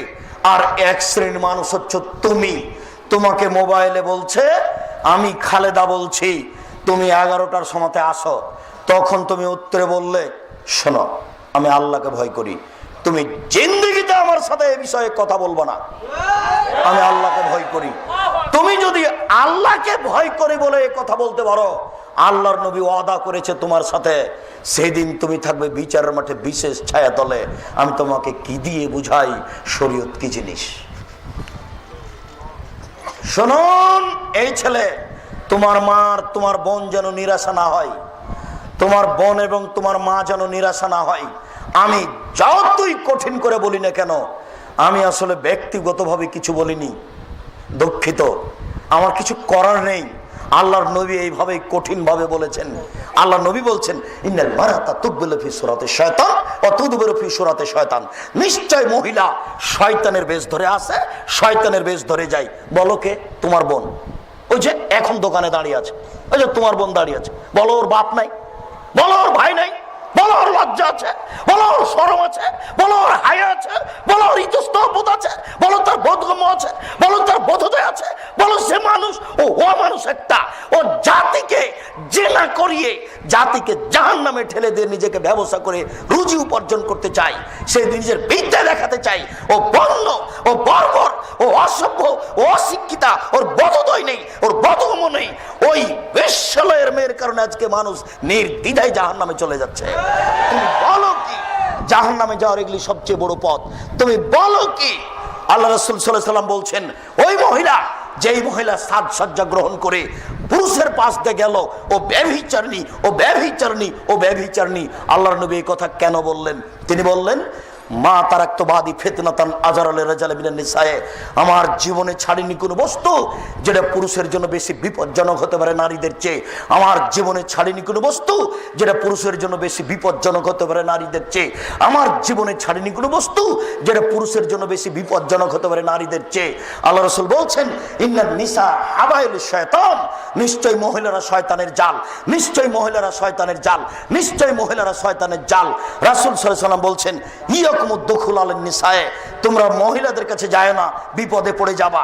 তোমরা মহিলাদের কাছে যায় না, বিপদে পড়ে যাবা। তিনি বলছেন, ইয়াকুমুল মুগীবাত। সাবধান, যেই মহিলার স্বামী নাই সেই বাড়িতে যায় না। সাবধান, যেই মহিলার স্বামী নাই সেই বাড়িতে যায় না। সাবধান, যেই মহিলার স্বামী নাই সেই বাড়িতে যায় না। তিনি বলছেন, কোন পুরুষ যেন কোন নারীর সাথে নির্জনে একত্রিত না হয়, যদি হয় তাহলে তৃতীয় জন হবে শয়তান। কোন পুরুষ যেন কোন নারীর সাথে নির্জনে একত্রিত না হয়, যদি হয় তাহলে তৃতীয় জন হবে শয়তান। তিনি বলছেন, ও নারী জাতি, তোমরা এমন জাতি যে বুদ্ধিমানের বুদ্ধিকে নষ্ট করতে পারো। ও নারী জাতি, তোমরা এমন জাতি যে বুদ্ধিমানের বুদ্ধিকে নষ্ট করতে পারো। এই ছেলে, তোমাদের এখানকার চেয়ারম্যান মাস্টার ডিগ্রি পাস মানুষ, খুব বুদ্ধিমান সচেতন মানুষ। এই দেখো এখানে গাড়িটা দাঁড়িয়েছে, তখন চেয়ারম্যান গাড়িতে উঠেছেন, উঠে দেখছেন যে একটা সুন্দরী মেয়ে একটা সিটে বসে আছে, পাশে একটা সিট খালি আছে। তো উঠতেই মেয়েটা হাসি মুখে বলছে, ভাইয়া বসেন। এক ভাইয়াতে তোমার চেয়ারম্যানের ইমান কোথায় হারিয়ে গেছে। আল্লাহর নবীও এই কথা বলছেন, আল্লাহর নবীও এই কথা বলছেন। এই জন্য আল্লাহর নবী বলেছেন, মহিলারা কথা বলবে কর্কশ ভাষায়। মোবাইলে রিং হচ্ছে, তোমার মা একাই আছে, বাসাতে কেউ নেই, তোমার মা সবার রিং ধরতে পাবে না। যদি ধরেও খুব বার, আসসালামু আলাইকুম, জি কে বলছিলেন, এখন মানুষ বাড়িতে নেই, পরে কথা হবে। কথাতে একটু যেন মিঠা না থাকে। আল্লাহ বলছেন এই কথা। আমি কি করি বলো? আমি কিভাবে তোমার উপকার করতে পারি বলো? তোমার মা কি করে বললো, ভাইয়া কে বলছিলেন ভাইয়া? ওর ইমান হারিয়ে গেছে, ও তাহাজ্জুদ দিয়ে আর টিকতে পারবে না। এর নাম নারী। বুখারী মুসলিম এই কথা রাসূল সাল্লাল্লাহু আলাইহি ওয়াসাল্লাম বলছেন। বলো, এই জন্য আল্লাহ রাসূল বলেছেন যে নারীকে ঘেরে রাখতে হবে, ঢেকে রাখতে হবে। আমি জুমার খুতবায় বলেছিলাম, নারীকে শুধুমাত্র স্বামীকে সম্মান করার জন্য, স্বামীকে সেবা করার জন্য আর বাচ্চা প্রসবের জন্য সৃষ্টি করা হয়েছে। এই বাক্যটি হেডলাইন ধরে ৩ নম্বর শ্রেণীর বদ নোংরা মানুষেরা বলেছে, ওই মহিলাও বলেছে, বদ মহিলা, যে এত বড় বদ মানুষের বাংলাদেশে জায়গা হয়, আমাদের হয় না। তখন এই হেডলাইন লন্ডনের এক মহিলা ধরে বলছে, আমি এই বাক্যের বক্তাকে কথককে চিনি না, তবে বাক্যটি ঠিক আছে। এ নিয়ে 3-4 পৃষ্ঠা লেখা নেটে দিয়েছিল, তোমরা অবশ্যই জানো। আমি বলেছিলাম মহিলাদেরকে স্বামী সেবা এবং বাচ্চা প্রসবের জন্য আল্লাহ সৃষ্টি করেছেন, অন্য কাজের জন্য নয়। অফিস আদালত কোর্ট কাচারি শিক্ষা প্রতিষ্ঠান তাদের দিয়ে চালাতে হবে, এই জন্য আল্লাহ সৃষ্টি করেননি, তারা বিপজ্জনক বস্তু। তিনি বলছেন, ও নারী জাতি, তোমরা এমন জাতি যে বুদ্ধিমানের বুদ্ধিকে নষ্ট করতে পারো। দেখো আমি যেটা বাস্তব বললাম, আল্লাহর নবীও সেটাই বলছে। শুনুন উপস্থিত বৈঠকের মুসলিম বোন, চিন্তা করবেন না, নিরাশার কিছু নেই। আপনি যদি আজ থেকে 4টা কাজ করতে পারেন, আপনার জন্য জান্নাতের 8টি দরজা খোলা। এই সুযোগ পৃথিবীর কোনো পুরুষকে দেওয়া হয়নি, এই সুযোগ পৃথিবীর কোনো পুরুষকে দেওয়া হয়নি। 4টা কাজ করেন, জান্নাতের যে কোনো দরজা খোলা। 1, সালাত খামসাহা, 5 ওয়াক্ত নামাজ পড়বেন। 2, সমাজ সাহারাহা, রমজান মাসের সিয়াম রোজা থাকবেন। 3, আতাত বালাহা, স্বামীকে মেনে চলবেন। আব্দুর রাজ্জাক সাহেব, এটাই তো কঠিন হলো, কিছু করার নেই, এটা আল্লাহর দেওয়া বিধান। কিছু করার নেই, এটা আল্লাহর দেওয়া বিধান।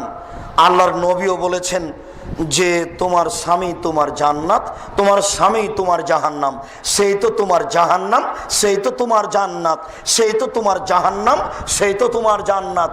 এটা আল্লাহর নবী বলছেন। তবে স্বামীর পায়ের নিচে জান্নাত, এই কথা মিথ্যা। মায়ের পায়ের নিচে জান্নাত, এই কথা সত্য। আল্লাহ রাসূল বলছেন, তোমার স্বামী তোমার জাহান্নাম, তোমার স্বামী তোমার জান্নাত। সেই তো তোমার জাহান্নাম, সেই তো তোমার জান্নাত।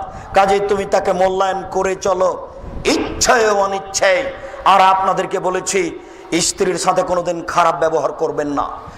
স্ত্রীকে লালন পালন করতে শিখেন একটু। আল্লাহ নবী বলছেন, পৃথিবীর মানুষ, স্ত্রীর সাথে 5টা নীতি পালন করো। 1, ফাকসুহা মাত্তাসাইতা, যে মানের খাচ্ছ সে মানের খাওয়াও। 2, অতেমা মাতায়েমতা, ফাকসুহা মাত্তাসাইতা, যে মানের পড়ছো সে মানের পড়াও, যে মানের খাচ্ছ সে মানের খাওয়াও। 3, অলা তুকাব্বে, কখনো কটু কথা বলো না। স্ত্রীকে কখনো কটু কথা বলবেন না। বলবেন না 3টে কথা। 1, কখনো বলবেন না তোমার ঠোঁট মোটা। একবার যদি ঠোঁট মোটা বলেন, 10 বছর আপনাকে ভালোবাসবে না। 2, কখনো বলবেন না তোমার রং কালো। একবার যদি রং কালো বলেন, অন্তত 12 বছর মনে থাকবে। আর জিন্দেগিতে কোনোদিন কখনো শ্বশুর শাশুড়িকে তুচ্ছ করে কথা বলবো না। এইভাবে বলিও না, হ্যাঁ তোর বাপ মানুষ নয়, টাকা দিতেছে টাকা দেয়নি। একবার যদি তুমি বলো, যতদিন তোমার সংসারে এই মহিলা আছে ততদিন বলবে না। জিন্দেগিতে 3টা কথা বলিও না। কখনো বলিও না তোমার ঠোঁট মোটা, কখনো বলিও না তোমার রং কালো, কখনো তার বাপ মাকে দোষী করে কথা বলো না। যুবক, আমি কি দিয়ে বুঝাই? ওর বুদ্ধি কম, তুমি তার সাথে একটু নরম হও। ওর বুদ্ধি কম, আল্লাহর নবী বলছেন তুমি তার সাথে একটু নরম হও। ও যখন খেপেছে, তুমি যদি বলো আমি পুরুষ, আমি কি কম? তুমি যদি আর একটু খেপো, তাহলে এখনই তালাক হয়ে যাবে। ওর বুদ্ধি কম, তুমি একটু নরম হও। আল্লাহর নবী বলছেন তার বুদ্ধি কম, নারী জাতির বুদ্ধি কম, একটু তুমি নরম হও। এই কথা আল্লাহ রাসূল বলছেন। শুনুন, শুধু খালি বলবেন তুমি এত সুন্দরী, তুমি এত সুন্দরী, তোমার মতো কোনো সুন্দরী আমি নারী দেখি না। দিন রাত পাটি বেঁধিতে রাজি আছে, সেবার শেষ নেই। কোনো সময় প্রশংসা ছাড়া উল্টা কথা বলবেন না। 4, আল্লাহ তাজরে বলা আছে, মুখের উপরে মারবেন না। 5, আল্লাহ তাতর কাফিল বাইতে, তোমার বাড়ি ছাড়া তাকে কোথাও যেতে দিবা না। বলো গার্মেন্টস চলে কি করে? তোমার বাড়ি ছাড়া কোথাও তুমি যেতে দিবা না। চাচির বাড়ি যেতে পাবে না, খালার বাড়ি যেতে পাবে না, নানির বাড়ি যেতে পাবে না, ভাবির বাড়ি যেতে পাবে না, মায়ের বাড়ি যেতে পাবে না। জরুরি কারণে যদি মায়ের বাড়ি যাই, আপনাকেও সাথে যেতে হবে। 3 দিনের বেশি থাকতে পাবে না শ্বশুর বাড়িতে আপনার স্ত্রী। 3 দিনের বেশি যদি থাকে, তাহলে খাওয়া খরচ দিতে হবে। বুঝাতে পারলাম না? 3 দিনের বেশি যদি আপনার স্ত্রী তার বাপের বাড়ি থাকে, প্রতিদিন খাওয়া খরচ দিতে হবে।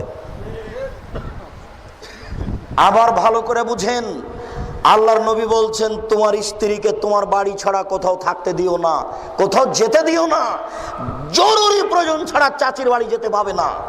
বলো যুবক, বাজার আসতে পারে কি করে? বলো ওর বাপ আছে? নেই। বলো ওর স্বামী আছে? নেই। কারো পুরুষকে নিম্নমানের লোককে আব্দুর রাজাক স্বামী বলে না, কারো পুরুষকে নিম্নমানের লোককে আব্দুর রাজাক বাপ বলে না। বাপ হওয়ার জন্য মেজাজ হতে হবে। তুমি থাকো, বাজার আমি এনে করে আমি করে দেব, কাপড় চিকন কিনে আর মোটা কিনে আমি পুরুষ, আমি বুঝি, তোমাকে বুঝতে হবে না। তুমি বাড়ির বস্তু, তোমাকে বাড়িতে থাকতে হবে।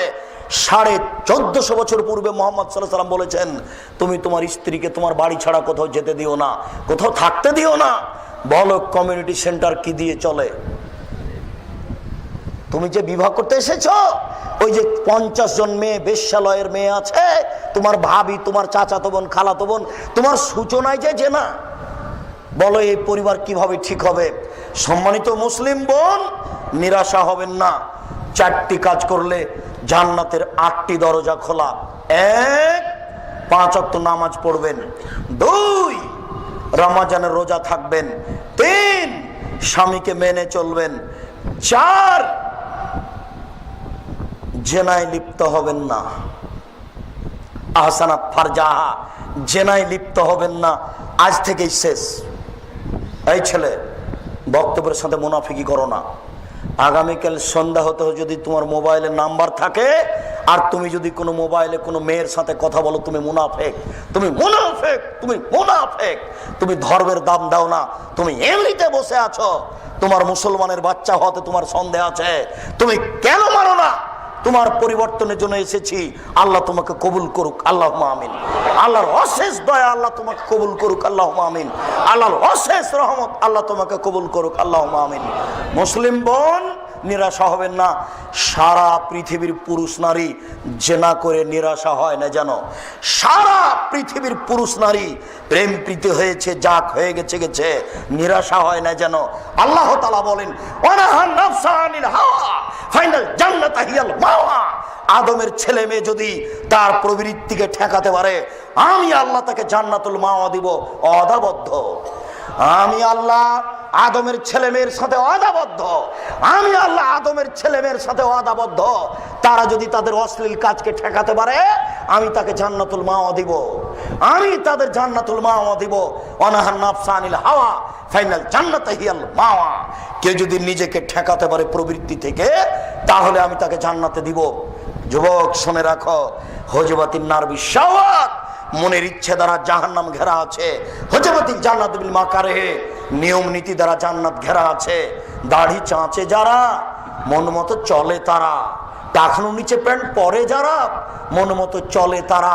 সুদ ঘুষ খায় যারা, মন মতো চলে তারা। ধোকাবাজি, প্রতারণা, বদমেজাজি করে যারা, মন মতো চলে তারা। জমি দখল করে যারা, মন মতো চলে তারা। মিথ্যা কথা বলে যারা, মন মতো চলে তারা। গীবত করে যারা, মন মতো চলে তারা। মন মতো চলে যারা, জাহান্নামে যাবে তারা। ছোট ব্লাউজ পরে যারা, আমি ছোট ব্লাউজ হারাম বলিনি। এই ছেলে শোনো, তোমার মা ছোট ব্লাউজ পরতে পারে, আমি বলেছি তোমার মা সালোয়ার কামিজ মেক্সি চাদর পরবে, শাড়ি নয়। যদি শাড়ি পরে তাহলে 2 ছাঁটের ব্লাউজ পরবে।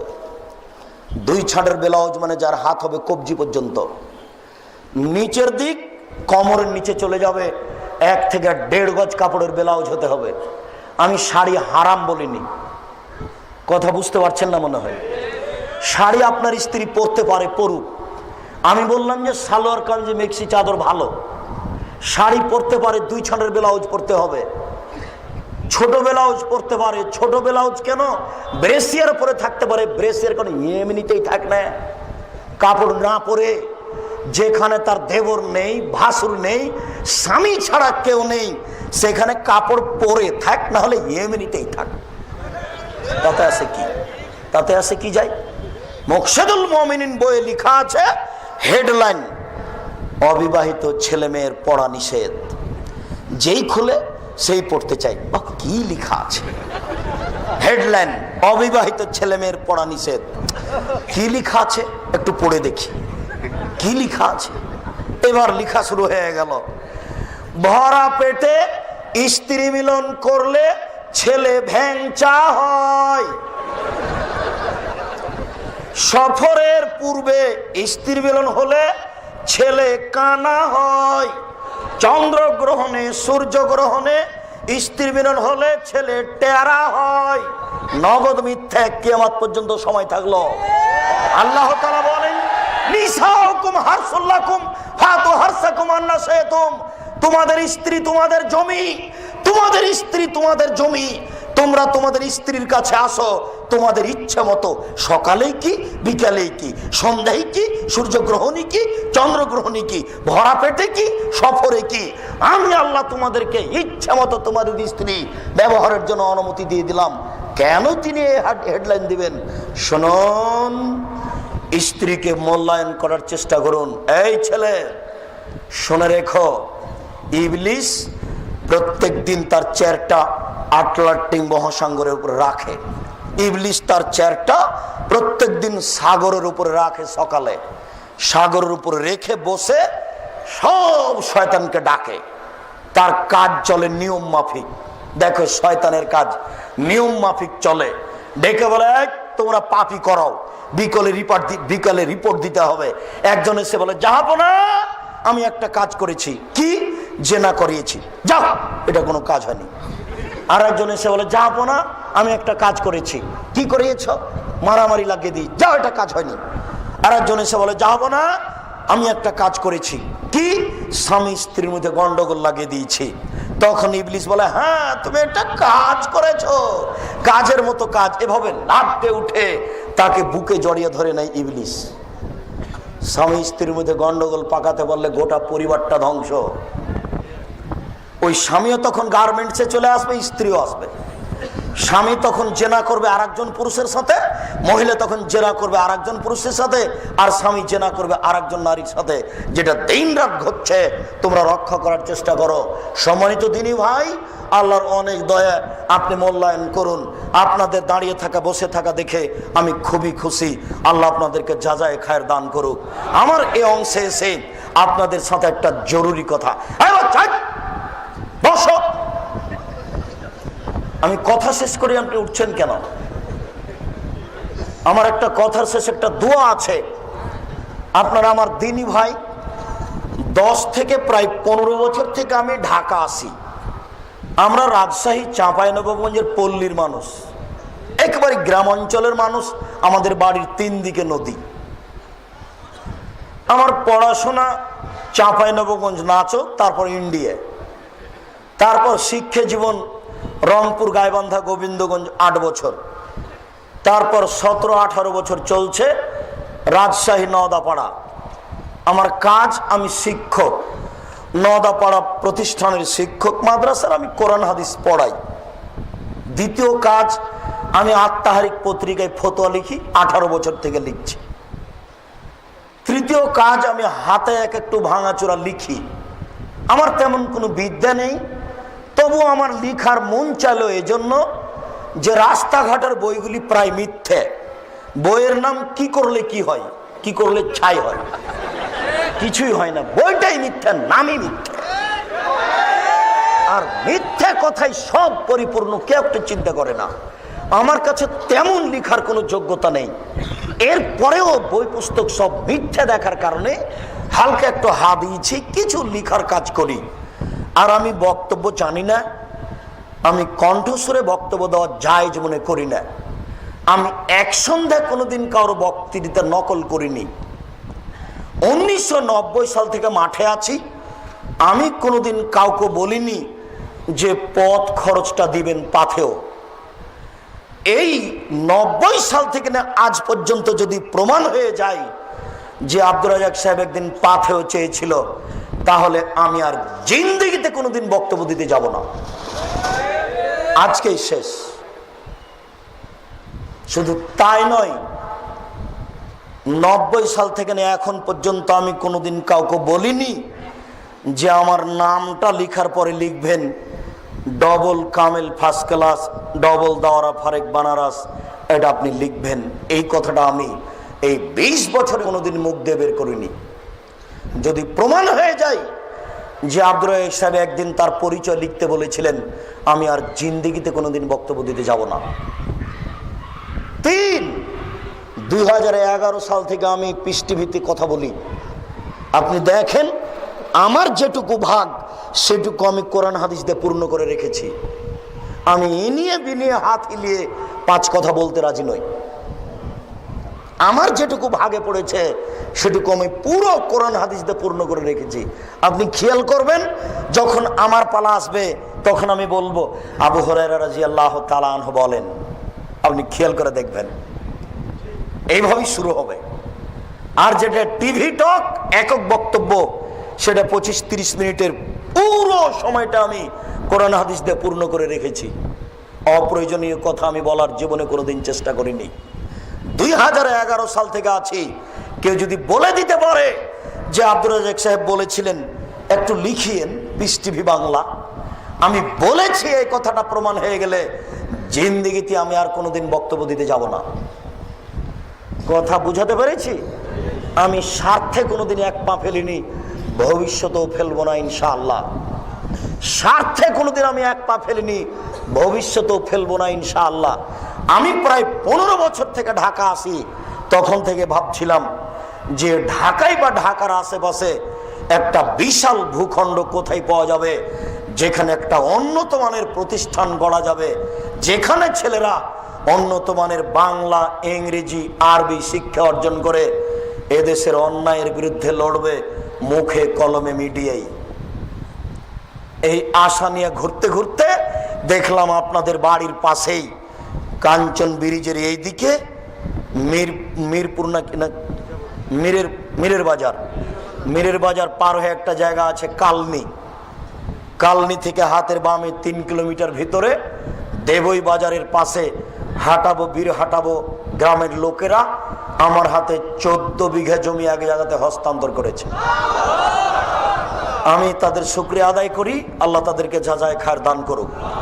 2013 সালের 24শে আগস্ট রোজ মঙ্গলবার 11টার সময় এলাকার লোককে সাথে নিয়ে কাঁঠাল গাছের নিচে আমি বলেছি, আমার হাতে টাকা নাই এ কথা সত্য, এখানে প্রতিষ্ঠান গড়বে এ কথাও সত্য, গড়বে ইনশাআল্লাহ।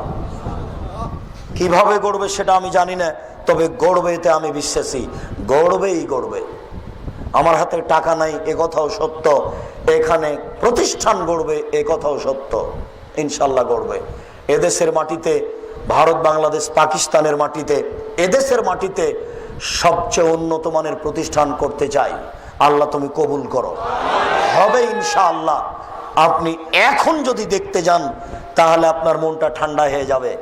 রাস্তাতে একটু ভারী লাগে, যেটুকু ভারী লেগেছে প্রতিষ্ঠানে গেলে ভারীটুকু কেটে যাবে। হাসি ছাড়া আপনি ফিরে আসতে পারবেন না। আপনাকে ভালো লাগবে আপনার বাড়ির পাশে। এখানে যেটা আমি আপনার কাছে দাবি রেখেছি সেটা হলো এই, একটু আল্লাহর কাছে দোয়া করবেন, আল্লাহ আব্দুর রাজ্জাক সাহেব যে কাজটা করছেন এটা তুমি কবুল করো। আমি এইটুকুর আপনার মুখাপেক্ষী বেশিরভাগ। আপনি খালি বলবেন আল্লাহ আব্দুর রাজ্জাকের এই কর্মটা তুমি কবুল করো, আল্লাহুম্মা আমিন। ওখানে কবুল হয়ে গেলে আর কেউ ঠেকাতে পারবে না, আর সম্ভব নয়। 2, আপনি পরামর্শ দিয়েন, আপনার পরামর্শ মূল্যায়ন করব। 3, ছেলে মেয়ে পাঠিয়ে প্রতিষ্ঠানকে মূল্যায়ন করবেন। 2015 সালের 3রা জানুয়ারি মেয়েদের প্রতিষ্ঠান চালু হয়েছে। ছেলে মেয়ে পৃথক স্থানে থাকে, পৃথক স্থানে খায়। সব শিক্ষক শিক্ষিকা মাস্টার ডিগ্রি পাস, বদিনা বিশ্ববিদ্যালয় থেকে পড়ে আসা, সব উচ্চ শিক্ষিত শিক্ষক। উন্নত মানের শিক্ষা দেওয়ার আমরা প্রাণপণে চেষ্টা করছি। ছেলে মেয়ের পৃথক থাকার ব্যবস্থা আছে। ভর্তি ফি এতদিন কম ছিল, আমরা মোটামুটি ভর্তি ফি বেশি না করলে মানুষ মনে করছে যে এটা মনে হয় একেবারেই সাধারণ প্রতিষ্ঠান, টাকা লাগে না কেন। পিস স্কুলে, অমুক স্কুলে ভর্তি লাগে কয়েক লক্ষ। বাপ মা তো আর বুঝে না যে এইসব প্রতারণা। মাইকেল মধুসূদন দত্ত লন্ডন গেছিল ইংরেজি শিখতে 5 বছর বয়সে না 40 বছর বয়সে, 40-50 বছর বয়সে। আপনি আপনার দুধের ছেলেকে ইংরেজি বাংলা এভাবে শিখাবেন, এটা কি করে বুঝলেন? এই নীতি আমি বিশ্বাস করি না, আমি নগদ নীতিতে বিশ্বাসী। এই জন্য আপনার ভিতরে দুর্বলতা আসাতে সামনে জানুয়ারির 2 তারিখ ভর্তির তারিখ, ভর্তি ফি 5,000 টাকা এবং খাওয়া খরচ আর কি আরো লাগে মিলে 2,500 টাকা প্রতি মাসে খরচ হবে। উন্নত মানের শিক্ষা দেওয়ার ব্যবস্থা আছে, ছেলেদের উন্নত মানের থাকার ব্যবস্থা আছে, মেয়েদের উন্নত মানের থাকার ব্যবস্থা করতে পারিনি, চেষ্টা চলছে মাত্র। তবে কোনো সমস্যা হবে না ইনশাল্লাহ। মানুষজন আছে, কর্মচারী আছে, গার্ড আছে, এগুলো সব ব্যবস্থা আছে। তৃতীয় যেটা আপনাকে বলতে চেয়েছি, আল্লাহর নবীর চলেনি টাকা ছাড়া, আমার চলবে টাকা ছাড়া, এ কথা আমি বিশ্বাস করি না। তবে এ কথা আমি বলছি যে আপনি টাকা দেন, পতিতালয়ের মেয়ে যদি কুকুরকে পানি পান করে জান্নাত পেতে পারে, আপনি সেখানে 10 টাকা দিলেও জান্নাত পাবেন, আমি আশাবাদী ইনশাআল্লাহ। এখানে বিদআত মুক্ত, শিরক মুক্ত শিক্ষা দেওয়া হয়, আকীদা আদর্শের সুন্দর শিক্ষা দেওয়া হয়, যেখানে শিরক বেদাতের ছোঁয়াচ মাত্র নেই। পতিতালয়ের মেয়ে যদি কুকুরকে পানি পান করে জান্নাত পেতে পারে, আপনি এই প্রতিষ্ঠানকে ভালোবাসলে জান্নাত পাবেন ইনশাআল্লাহ, আমি বিশ্বাসী। তবে আপনি টাকা না দিলেও প্রতিষ্ঠান গড়বে। তখন আপনি পরে খারাপ মনে করেন, পস্তানা লাগুক, এটা আমি চাই না। এটা গাজীপুর শহর, কোটি টাকার মালিক আপনারা যারা 50 লক্ষ কোটি টাকা দেওয়ার ইচ্ছা রাখেন, তারা প্রতিষ্ঠানটা দেখেন। একটা ভবন 4 তলা কমপ্লিট হচ্ছে, ওই ভবনের নাম আহমদ ইবনে হাম্বাল ভবন। পাশে আর একটা ভবন হবে, তার নাম হবে, এটার নাম আহমদ ইবনে তাইমিয়া ভবন। ওর পাশে যেটা হবে সেটা আহমদ ইবনে হাম্বাল ভবন, তার পাশে যেটা হবে সেটা ইমাম বুখারী ভবন, তার পাশে যেটা হবে সেটা হবে নাসিরউদ্দিন আলবানী ভবন। এগুলো আমার পরিকল্পনা। মেয়েদের ভবন হবে খাদিজা, আয়েশা, ফাতেমা, এইসব ভবন মেয়েদের হবে। মেয়েদের কোনো ভবনের কাজ আরম্ভ করতে পারিনি, তারা ভাড়া বাড়িতে আছে। আপনার আমার দিনী ভাই, আপনি না পারলে আর একজনকে বলবেন, যে কোনো মূল্যে বড় সহযোগিতা করে এই প্রতিষ্ঠানকে এদেশের সবচেয়ে উন্নত মানের প্রতিষ্ঠান করে গড়ে তুলতে হবে ইনশাআল্লাহ। বলেন গড়ব ইনশাআল্লাহ। আমার একার কাজ নয়, আমি চাঁপাইনবাবগঞ্জ থেকে আসি, আমি হচ্ছি আপনাদের মেহমান, আপনারা হচ্ছে মেজবান। মেজবান হিসাবে মেহমানকে মূল্যায়ন করার চেষ্টা করেন। আমি এই বিল্ডিং বাড়িঘর ব্যাগে করে চাঁপাইনবাবগঞ্জ নিয়ে যেতে পারবো না, এখানেই থাকবে, আপনাদের বাড়ির পাশে থাকবে। এরপরে আমি বিশ্বাসী 2 দিন পরে, 1 দিন পরে, এখনই কখন আমরা চলে যাব আল্লাহ ভালো জানেন। তাই আমার মাথায় সবসময় কাজ করে একটু কিছু লিখে দিয়ে যাই, ভাঙাচোরা যাই হোক, এদেশের মিথ্যা তাফসির ঠেকাতে হবে। এই জন্য বই লেখা আছে, তাফসির কি মিথ্যা হতে পারে? এদেশের মিথ্যা বক্তব্য ঠেকাতে হবে, এই জন্য বই লেখা আছে বক্তা ও শ্রোতার পরিচয়। আপনি একজন আদর্শ পুরুষ হন, এই জন্য বইটা হচ্ছে আদর্শ পুরুষ, আদর্শ নারী, আদর্শ পরিবার, বইগুলো মনে হয় আজকে নেই। আদর্শ পুরুষ বইটা আছে। আর আমার জীবনের সব কথা লেখা আছে ওই উপদেশ বইয়ে, যা বক্তব্য দিয়েছে যাবৎ সব উপদেশ বইয়ে লেখা আছে। আর একটা বইয়ের নাম কে বড় লাভবান, 1 লাইন পড়লেও আপনি আপনার সুবিধা ভোগ করতে পারবেন, 1 লাইন পড়লেও তার নাম কে বড় লাভবান। শেষ কথাটি, আমার বাচ্চা আব্দুল্লাহ বিন আব্দুর রাজ্জাক, বাচ্চা দারুল উলুম দেওবন্দ থেকে পড়াশোনা করে এখন মদিনা বিশ্ববিদ্যালয়ে পড়ছে। ছোট ছেলে, ছোট বাচ্চা। আলবানী রাহিমাহুল্লাহ একটা হাদিসকে একবার সহিহ বললেন, একবার জয়ীফ বললেন, এটা কি করে হয়, তার বিস্তারিত তথ্য দিয়েছে। বইয়ের নাম সর্বশেষ সিদ্ধান্ত। বইগুলি স্টেজ থেকে সংগ্রহ করুন। আপনাদের কিছু জিজ্ঞাসা থাকলে আমি তার উত্তর দিই, আর জিজ্ঞাসা না থাকে যদি, সেটাই সবচেয়ে ভালো। সকল দিনী ভাই বোনকে আমরা যা বললাম এগুলি মেনে চলার অনুরোধ রেখে, বইগুলি সংগ্রহ করার অনুরোধ রেখে আজকের সংক্ষিপ্ত আলোচনা এখানে শেষ করলাম। সুবহানাকা আল্লাহুম্মা ওয়া বিহামদিকা আশহাদু আল্লা ইলাহা ইল্লা আনতা আস্তাগফিরুকা ওয়া আতুবু ইলাইক।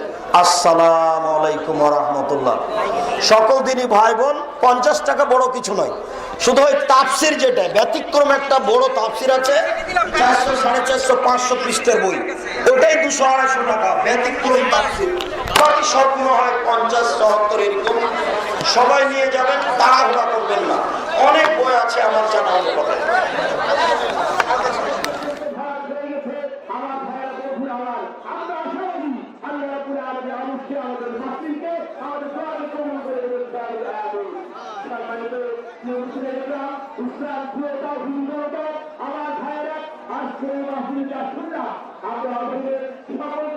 থাকার জন্য বিনীতভাবে অনুরোধ করে আজকের এই মাসে আমরা এখানে সম্মানিত সভাপতি সাহেবের সম্মানিত ভাইরা যারা আমরা বই নেব, আমরা ধীরে ধীরে বই পর্যাপ্ত পরিমাণে আছে, আমাদের বই পর্যাপ্ত পরিমাণ আছে, আমরা নিউজ পেয়েছি, আমরা ধীরে ধীরে নেই, আমরা শৃঙ্খলা করবো না, আমরা শৃঙ্খলা বজায় রেখে আমরা ধীরে ধীরে করে নেওয়ার চেষ্টা করবো ইনশাআল্লাহ।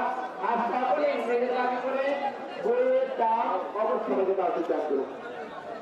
আসসালামু আলাইকুম ওয়া রাহমাতুল্লাহ। আপনারা যারা বই নিচ্ছেন, যদি লাইন ধরে বই নেন মনে হয় সুন্দর হতো, লাইন ধরে বই নিতে পারলে সুন্দর হতো। আর আজকের এই বিশাল ওয়াজ মাহফিলে যারা দূর দূরান্ত থেকে এসেছেন,